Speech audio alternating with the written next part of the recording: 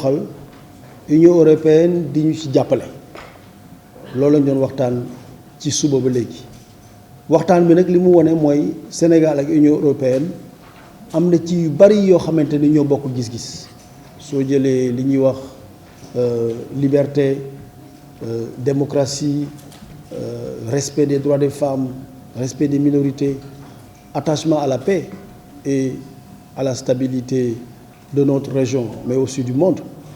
ñun ak Union européenne daanaka ñoo ci bokk gis-gis moo tax ñuy lëkkaloo di liggéey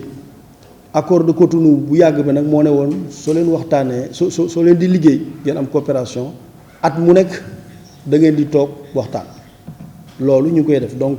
du lu bees du gulet waxtaan bi yàgg nañ ko séq waaye waxtaan bi dafa am ci contexte nag bu bees xam nañ ne semaine bii ñu génn rek président Macky Sall demoon na ci Europe Bruxelles ñu def fa benn sommet boo xamante ni waxtaan nañ fa affaire gateway bi nag président signé na fa Sénégal ak Union européenne signé nañ fa ay accords yu am solo accords yooyu nag dina indi ay financement pour Sénégal financement ci domaine nu defar tali financement ci domaine nu industrie pharmaceutique pour ñu mën a di defar fii ay garab Sénégal di ko fi jaay waaye tamit di ko jaay ci sous-région bi yëpp waxtaan bi tamit bi ñu am ak Union européenne waxtaan nañu tamit ci lépp lu aju ci wàllu jàmm fii nga xamante ni mooy Sahel wax nañ leen suñu xalaat wax nañ leen tamit ni ñu yaakaare ne Sénégal ak Union européenne mun nañ ko lëkkaloo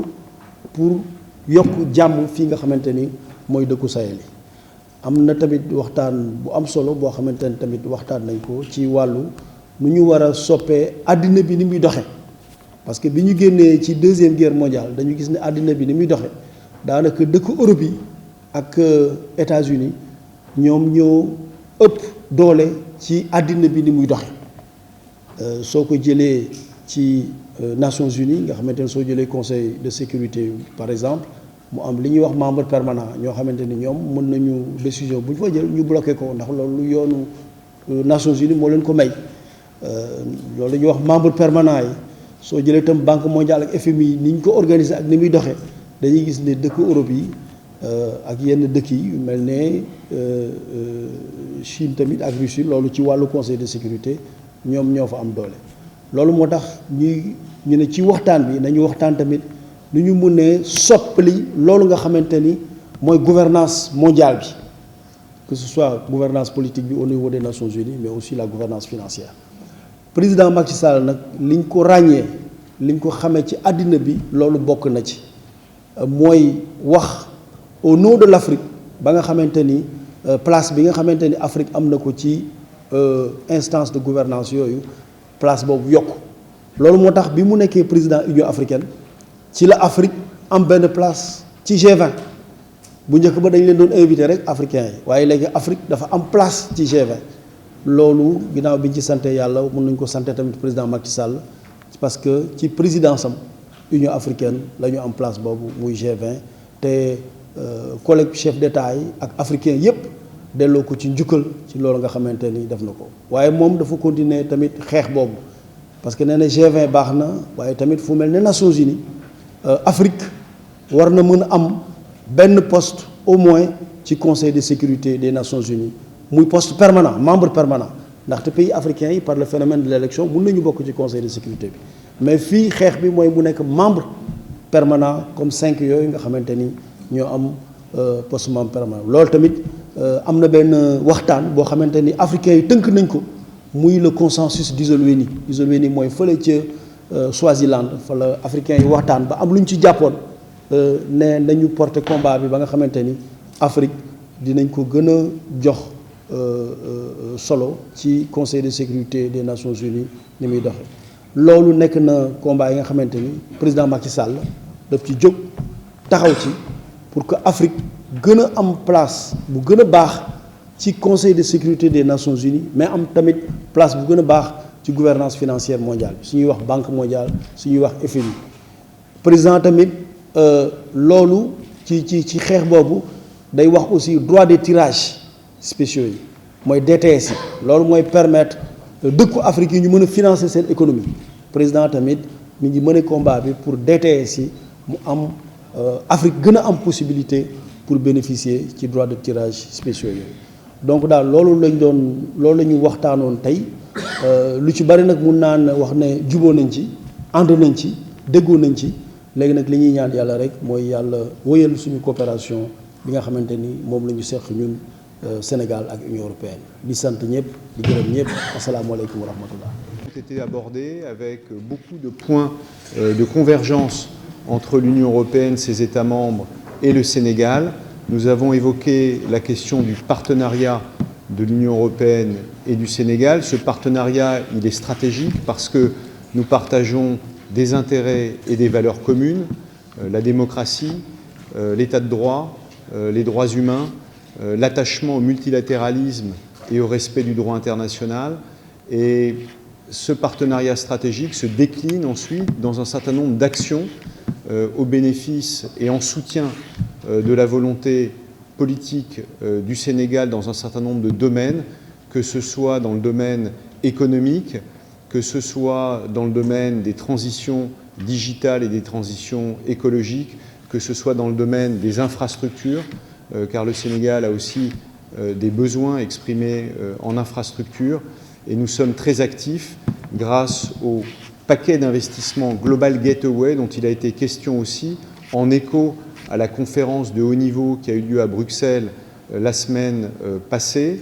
et qui a visé, dans le cadre de ce dialogue politique, à voir un petit peu où en était la mise en œuvre de ces projets Global Gateway au Sénégal. Ça, c'était la première partie de notre dialogue qui a enchaîné ensuite sur les questions liées à la jeunesse. Alors, Global Gateway, c'est un paquet d'investissement de 150 milliards d'euros pour l'Afrique, avec une partie substantielle allouée au Sénégal. Et au Sénégal, au cœur du partenariat entre l'Union européenne et ses États membres, c'est la jeunesse. La jeunesse qui représente 2/3 de la population du Sénégal, la jeunesse qu'on soutient à travers l'État du Sénégal, mais aussi à travers des actions de la société civile. On a pu tenir le 23 octobre dernier le premier dialogue structuré de l'Union européenne avec la société civile, qui nous ont fait part de leurs préoccupations, qui nous ont fait part de leurs recommandations. Et c'est aussi ce type d'éléments qu'on a porté ce matin avec les ambassadeurs de la Team Europe auprès du ministre des Affaires étrangères et de la délégation sénégalaise. Enfin, nous avons abordé ensemble la question de la situation régionale, du rôle de la CEDEAO pour la résolution des conflits dans le cadre de cette situation régionale. Nous avons aussi évoqué les racines profondes de la situation régionale, ce qui nous a conduit à des discussions approfondies. Finalement, nous avons aussi abordé la question de la gouvernance mondiale et de la nécessité de revoir ou de compléter les cadres actuels de gouvernance mondiale de manière à assurer une meilleure représentativité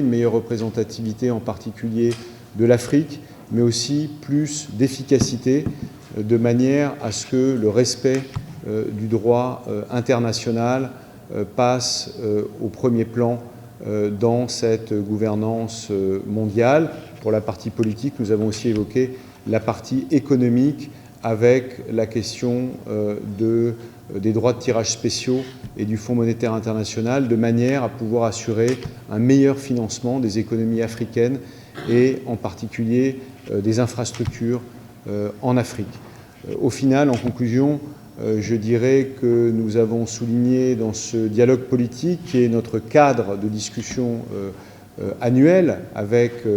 l'État du Sénégal, beaucoup de convergences de vues. Nous avons aussi évoqué les défis et les solutions communes que nous pourrions apporter pour répondre à ces défis, notamment en matière de jeunesse et de formation professionnelle. Je vous remercie.